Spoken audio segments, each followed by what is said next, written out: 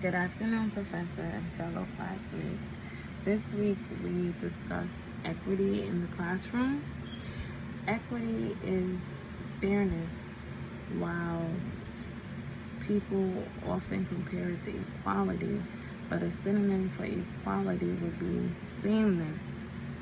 Equality is allowing all students to have access to all things, but there are students who needs more resource access than others in order for them to acquire the skill that the teacher is trying to teach or facilitate. Equal resources aren't what students need in order to be successful. They need resources based on their situation. So if a child is deaf, we would try to provide them with an assistive technology that will help them to understand clearer what the teacher is teaching. All students should have resources necessary for high quality education.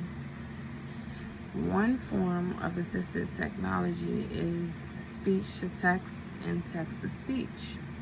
It's beneficial for students who struggle with writing, or suffer from dyslexia, or are English language learners, the ELL students.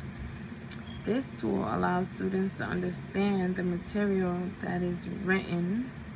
So if the teacher is writing on the board, the student can convert that and it will be read aloud for them, as well as the students can put their words.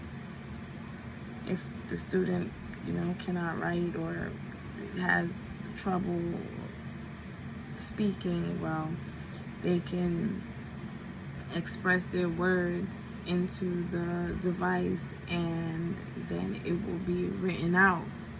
So that will assist them with their writing. This is a useful tool and should be integrated in the classroom to provide an inclusive environment. It helps for the students to be knowledgeable of what's going on in the classroom. It helps students improve processing information. I believe as an educator, the goal should be realistic for all students, but being fair is not the way to go. Equity is the way to go.